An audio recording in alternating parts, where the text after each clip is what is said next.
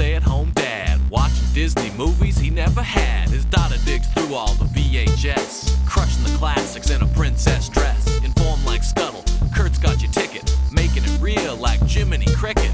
Most are off the Captain Hook, but if the Tweedledum, he'll be taking more shots than Bambi's mom. Leaves him raised like Simba, or cracked like the beach dishes. He'll show you a whole new world, you won't need pre-wishes. Stay at home, Disney dad.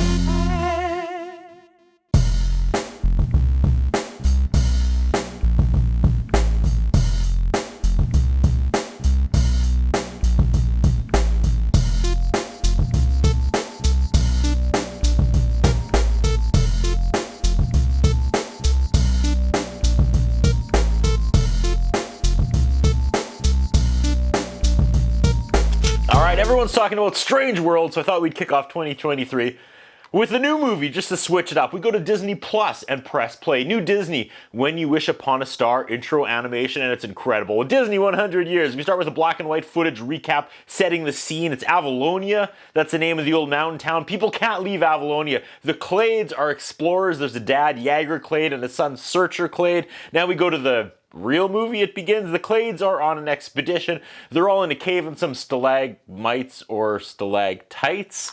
Almost crushed them. I should know which is which. Shout out to my grade 4 teacher, Mrs. Sonmore. Turns out I wasn't listening after all. Searcher does not seem to be the brave man his dad Yager is. He finds some electric neon green berries and they shock him and he screams and the cave collapses and dad and son make it out alive. They find more of these electric green plants and they're on an expedition because Yager claims that Avalonia's future is on the other side of these mountains and he wants to continue to lead the crew across the mountains, and Searcher says, hey, maybe the future is right here with these electric berries. They argue and there are clearly bigger issues at play in this family. Typical dad projecting on his son stuff. The rest of the team backs Searcher and they want to go back with these electric berries. Yager's like, whatever, I'm sticking to the plan, and he walks off on his own. Dad, stop! Fade to black. 25 years later, Searcher is all grown up. He's a botanist and a farmer. He's a hero. His electric berries are what saved Avalonia. They're called Pando and they're constantly harvested here. Some lady comes down and wants coffee and a kiss. Guess that's Searcher's wife. Ethan is their son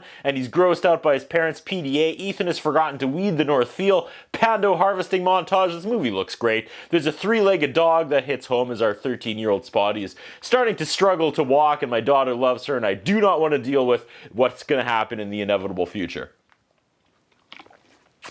Strange World. Ethan's friends show up and Ethan's mom reminds Searcher about boundaries. Diazo is there and he's the obvious crush for Ethan. There's a new game and his friends bought Ethan a copy, and in this game they get assigned random characters. I guess it's like a role-playing game or something. Ethan gets Farmer, which is ironic.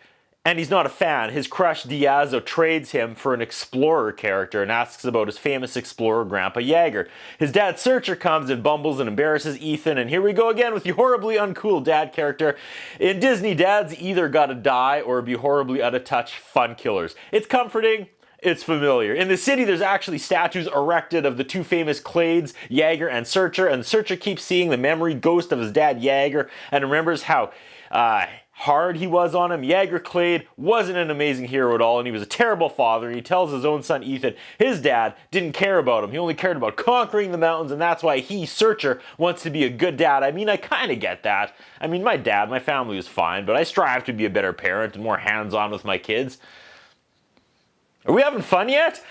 Not much escapism here, folks. This could use like a talking snail or a wisecracking gopher, I don't know, something. One night a giant ship lands in the farm and some girl pops out. It's Callisto, the leader or president of Avalonia. Meriden Clade is Ethan's mom. Ethan asks if the Venture can fly over the mountain. She says, no, nothing can fly that high, except foreshadowing. Uh-oh, she has something to show them and she drops a box of bud on their kitchen table. Oh no, it's not marijuana. It's Pando. But it's not glowing anymore. She says there's a crop disease killing the Pando and it's spreading and it'll eventually kill all the crops here. She wants Searcher to go on a mission to save the crops and he accepts after a small talk from Meriden. Ethan wants to come and Searcher says no way, and Ethan storms off. Searcher goes and unboxes his Batman stuff, but it's just a compass. I'm 19 minutes in and I notice there's still 90 minutes. No, Disney, don't do it. Don't drink that Kool-Aid that makes studios think movies have to be longer than an hour and a half. Get a good editor. You can do it. Okay, whatever. something is harming the crops and it's doing it at the roots, so they have to go deep into the ground. I mean, I'm gonna assume it's somehow the dad, Jaeger, who's still alive and he's responsible for all this. We'll see. The ship is going deeper and deeper, and Searcher says, it's beautiful. And it is. The animation of this movie is incredible. Meridian is suddenly on a little hover bike, like the mom above the ship, screaming, Searcher, your son is on the ship. Yep, Ethan hid on the ship. He brought the three-legged dog with him because that's what you do. You would definitely bring your physically challenged dog if you were going to stow away on a secret mission. And suddenly, the ship is attacked by all these red dragon bird things, and now the entire family is stuck on the ship. Convenient, but I get it, it works. The attack continues, and the characters get tossed around and separated as the ladies, Meridian and the President Calypso, land the ship safely. They are now officially off the map, they're off the grid, and they are in a strange world. Everything looks pink and it kind of feels like it's underwater, but it's not. And we get the third-person horror movie shot. Something or someone is watching them from the bushes. Some weird blue thing comes at them. Then a bigger thing attacks them and the blue thing. And then some grizzled warrior jumps out and saves them. And surprise, it's his dad, Jaeger. Time to rally the troops. There's like a dozen of them that came on this mission. The leader girl, President Calypso, says, we need to get our ship back in the air. They need to first fix the ship. Searcher tries to connect with his dad, Jaeger, and it takes him a while to convince him that it's actually him, his son, but he does, and they finally reunite. Jaeger didn't think it was him. Jaeger didn't think his son or the ship was real. Basically, old dad, or grandpa now, has been out here for 30 years, getting high as constantly. Miranda Clade says she flew the ship so well because she flies the crop duster all the time, and she would fly through fire for her family. And the foreshadowing continues to pile up. What is the mom's real name? I don't know. Ethan is out exploring on a hover bike, and he's attacked by some evil tortillas. The clear blue blob thing attacks Ethan now. Ethan tosses it against the wall, and this alien thing brushes itself off. They do the E.T. finger thing, then the blue thing slaps him at the last minute. His dad, Searcher's do-rag. He pulls it out. And he's like, that's my dad's. Can you take me to my dad? And he follows this blue thing. Searcher and his dad, Jaeger, are still walking around, and we get the Jaeger story. He went searching for a new path over the mountains on the floor, like the ground broke, and he fell down. He's been stuck here since because instead of going over the mountains, his new idea is to go under them. Then he came upon a burning sea, and he can't get past the burning sea, but with their new flying machine, once it's fixed, they can fly over it. See? She is gonna fly through fire. Jaeger finds out Searcher is a farmer. He says his mom, Jaeger's wife, moved on long ago. She found a new man. Jaeger, finding out that his wife hasn't been sitting at home with her knees together for the last 25 years, goes into a tizzy and flies off the handle. Ethan and the water thing continue to walk around. Yep, walking and crops and walking through crops and talking about farming.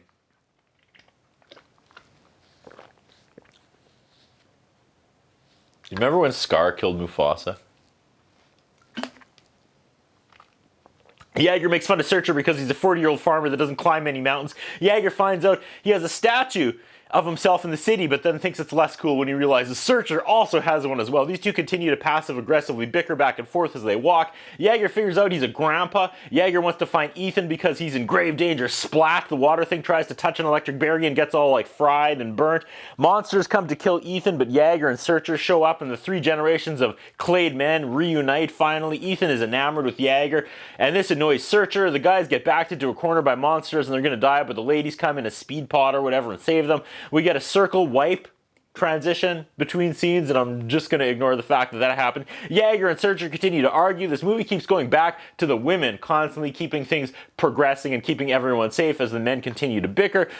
Searcher keeps watching as Ethan is excited by how cool and tough his grandpa is, which pisses off Searcher. Jaeger and Ethan continue to bond, and Jaeger gives his grandkid the gears about being a warrior and having a love interest. Ethan tells Grandpa about Diazo, and Grandpa's like, if you want to win this guy over, get him in a dangerous situation and then save his life. I mean, not the worst idea, but not the best either, but he's trying. I like advice from his over-the-top macho perspective. Searcher breaks it up and is like, Ethan isn't that macho guy, and Grandpa's like, maybe we can let Ethan decide what he is and who he isn't, and Searcher's like, maybe something, and then Grandpa says, maybe you should get out of my ass.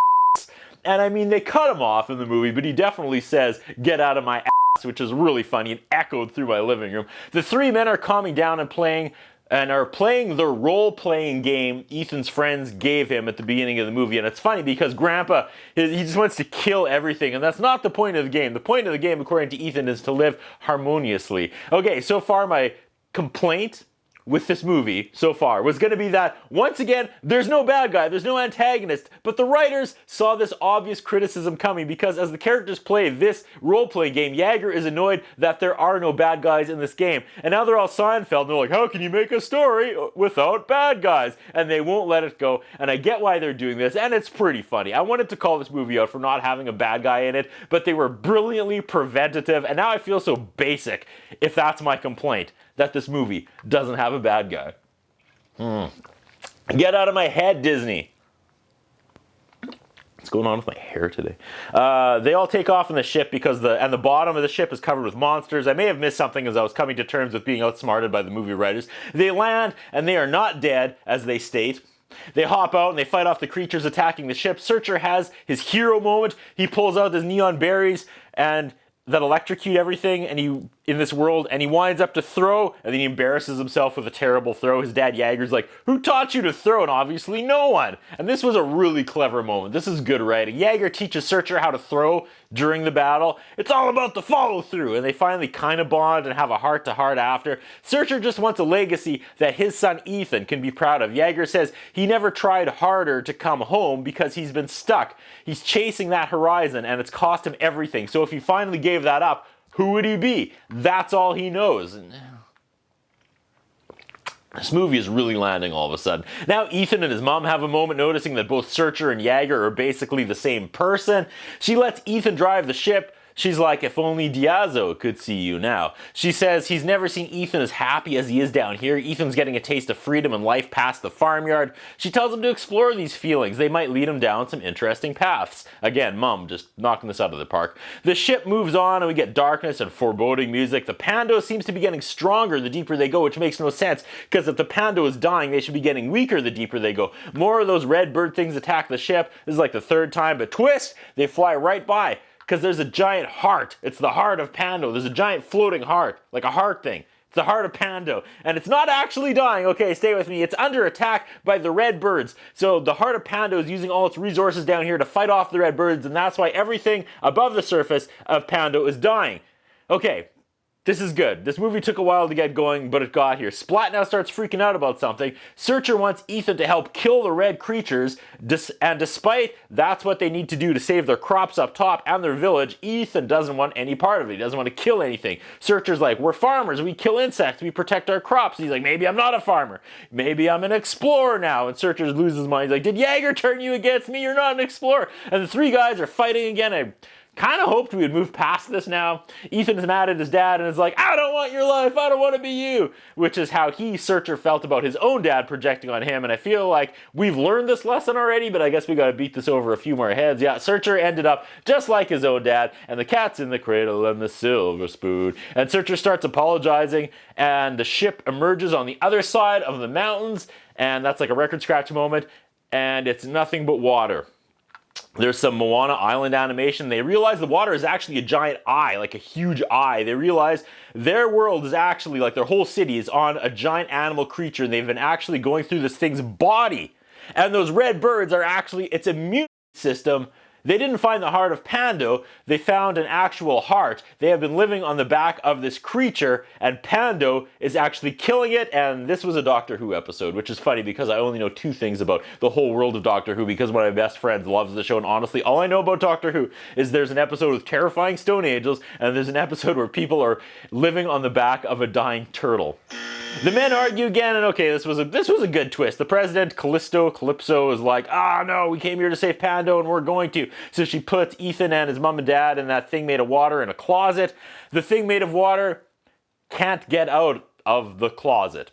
After the idiot dog fails to get them out, this scene goes on forever. The water thing pours itself out and unlocks the door and frees them. Okay, the family has a plan and wants to channel Shia LaBeouf and dig a hole. Not sure of this Wallace and Gromit animation, but we are in the home stretch. Jaeger is sad. The red birds that are an immune system now continue to swarm. Ethan and Splat are sent to round up every creature / monster and lure them back while Searcher starts to dig a hole. Mom is now fighting with the president and the gals are at each other's throats. Ethan lures a bunch of monster immunity things back. Mom shows President Calypso the error of her ways. Searcher continues to try to break ground and keeps getting electrocuted, but tries until his shovel breaks, and when all hope is gone, Jaeger emerges out of the fog and is like, let's dig that hole! The subtitles say, hero music continues. The men smash through the ground just as Ethan returns with the monsters. The men break through the ground, exposing the Pando, and all the immune system, red monsters, and everything else pour into the hole and ravage the Pando. The creature is cured and healthy, and the Pando is dead, and they won, but it's dark and no, I jumped the gun there. They were too late. The giant island monster thing is dead, but no. Of all the reoccurring plot devices Disney has up their sleeve, they decide the third act climax death scene scare is the one they're going to keep for this movie. A bunch of yellow orbs come and resurrect the animal, and the red immune system birds have a happy, healthy heart again. The ship starts to leave and they wave goodbye to Splat before they head home. Searcher wants to make one more stop for his dad, Jaeger. They float up to the thing's eye and they just gawk at it, and Jaeger says he spent his whole life waiting for this moment. And it feels perfect. 1 year later, Searcher drinks some morning coffee and gets a letter from Ethan. It's been a challenging year. Jaeger goes to try to get his woman back and doesn't. He fails. Ethan and Diazo are together and they're back living inside that island animal thing, inside the strange world. Ethan tells us the best legacy you can leave is making a present worth opening tomorrow. That's a good line. That's good stuff. Jaeger is there on the farm with Searcher, and they are now apple farmers. The end. We pull out and they're living on the back of like this giant turtle thing. This is one of the most uneven Disney movies I have ever seen. It took a long time to get going, and then we got into this pattern where it was like the good parts were better than the boring parts were boring, if that makes sense. I know I can't be annoyed that there was no villain, because this is the direction Disney seems to be taking recently, and I would be hypocritical if I called them out on it, because Frozen 2 didn't have an antagonist either. And if you watched my 45-minute one-take review on that masterpiece, you would know Frozen 2 is actually my favorite Disney movie so far, of all time, so far. And I'm not sure I've seen every new Disney movie since Frozen 2 came out, but they tried the no antagonist thing again with Encanto, and it mostly worked, and now with Strange World, it barely worked. So don't get me wrong, there was some good stuff in this movie. It just needed, if not a bad guy, it just needed something else. For a while we were just going in circles of the men argue, the monsters attack, the men make up, the women save them, the men argue, the monsters attack, repeat. Strange World, definitely worth a watch, but Disney, let's move on. Let's bring back evil witches and horn kings and kill some parents. That's what I think about. What do you think? What we have is a concern about Curtis Anderson. His interviewing style is not the best. His personal appearance is not the best. I was wondering if the man has some kind of a hold over the channels that he's allowed to be employed for so long with the standards of journalism and personal appearance that he has. Thank you.